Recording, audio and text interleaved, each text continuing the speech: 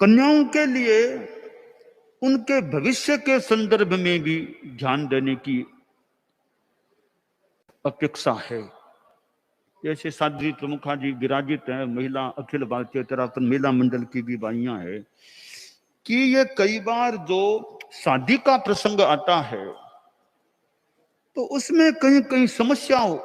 होती है या हो सकती है, क्योंकि ये कॉलेज आदि में पढ़ती हैं।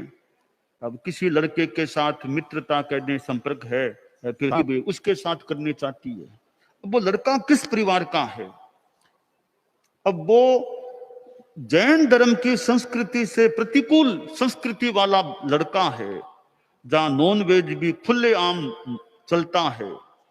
वो वहां शादी करना चाहती है। तो यह एक समस्या, काम पूरा नहीं होता। बाकी उसका परिवार कैसा है,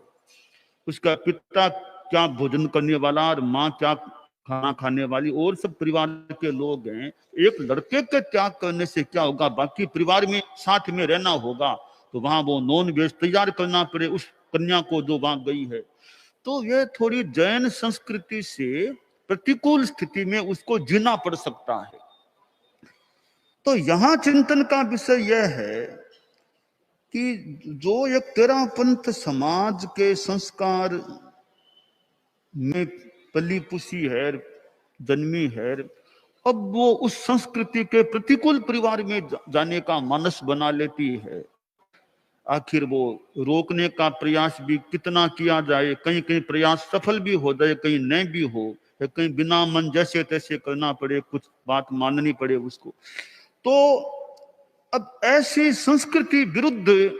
या जैन संस्कृति से प्रतिकूल परिवेश में जाने का शादी का निर्णय हो जाता है। निर्णय उसने मानसिक कर लिया और बाद में उसको रोकने का प्रयास करें, वो तो थोड़ा दुरूह काम हो सकता। उसको पहले ही कन्याओं को महिला मंडल के द्वारा एक ऐसी कार्यशालाओं में और ऐसे भाषण, ऐसी स्थितियां, जानकारी, ऐसी चिंतन मंथन दिया जाए कि भी तुम्हारा भविष्य आगे जो होना है संभावित रूप में, तुम्हारा भविष्य कहां बीतेगा, इस पर चिंतन करो अभी से। बाद में तुम निर्णय कर लो, फिर रोक टोक करें, उससे पहले पहले ही तुम चिंतन करो तुम्हारा भविष्य कहां बीतना चाहिए। तो यह प्रशिक्षण एक कन्याओं को ऐसे, मतलब कन्या मंडल के सम्मेलनों में, केंद्रीय में, एक स्थानीय मौके मौके पर ऐसी उनको जानकारी, ऐसा चिंतन मिलता होगा या मिलते रहना चाहिए कि वो पहले से ही उनका चिंतन, उनको हिताहित का बोध दिया जाए, ताकि वो अपना निर्णय करने से पहले इन बातों की जानकारी रखें, बाद में अपने भविष्य का निर्णय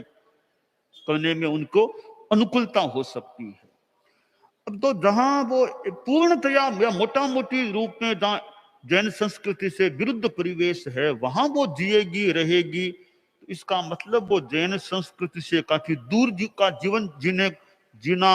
के लिए मजबूर हो जाए, जीना पड़े उसको, तो वो स्थिति पैदा हो सकती है। मान लो मांसाहार की बात तो नहीं है उस अन्य परिवार में जहां शादी की बात हो रही है, परंतु जैन संस्कृति का लवलेश भी नहीं है, तो भी थोड़ी कठिनाई है कि वो वहां जाने के बाद उस परिवेश में वो जैन धर्म से कितनी जुड़ी रह पाएगी, क्या होगी, वो भी एक थोड़ा सा कम हानिकारक प्रश्न है।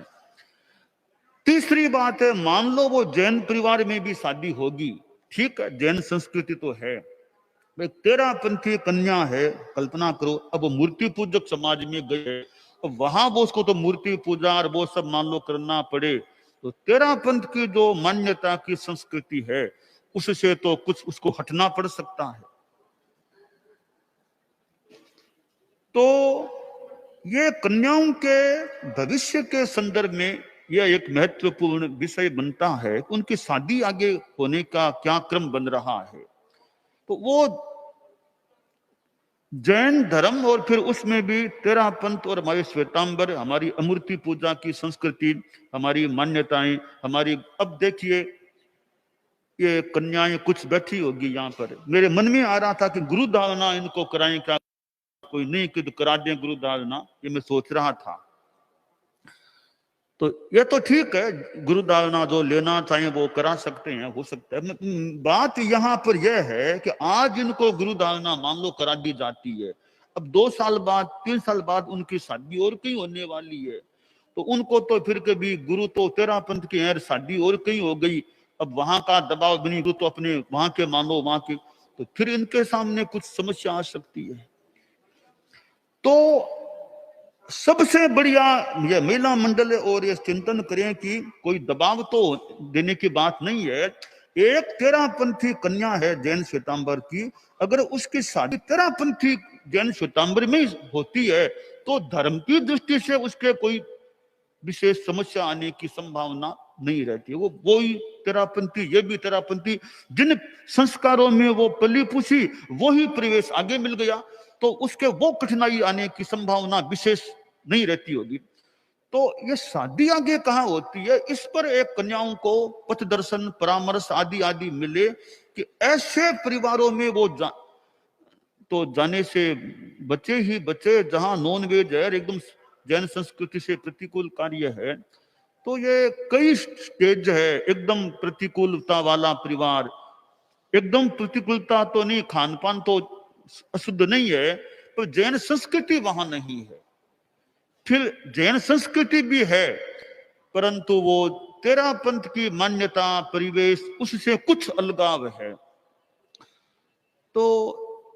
इस सारे संदर्भ में ये अखिल भारतीय तेरापंथ महिला मंडल ध्यान दे रहा होगा या नहीं, मैं कोई इस पर कुछ नहीं कह के तो होना, ये मैंने एक विचार रखा है कि इस पर चिंतन करके भी कि कन्याओं को कैसे एक गाइडेंस,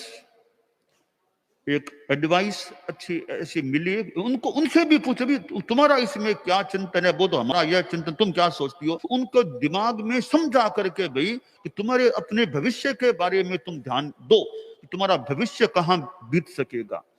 तो इस बारे में कार्यशाला है, चिंतन है, कभी भाषण है, कभी लेख आदि आदि रूपों में वो कन्याओं को हमारे साध्वी प्रमुखा जी आदि साध्वी महिला मंडल की बाइयां है, तो वे जो ये कन्याओं के सम्मेलन हो, कोई जगह जगह भी हो, तो उनमें ऐसे विषय की बाइयों में कोई प्रवक्ता हो, ऐसी 2, 4, 10 प्रवक्ता बन जाए, इस विषय की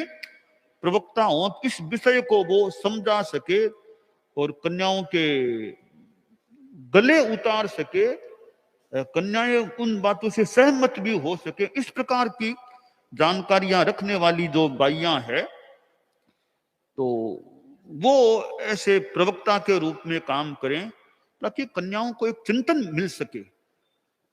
तो मैंने मेरा कि वो निर्णय कर ले, बाद में उनको भी समझाओ समझाओ, वहां लाओ वहां लाओ वहां लाओ यहाँ लाओ, समझाओ या समझाओ समझाओ बाद में करने, कई बार वो माने न माने कुछ, तो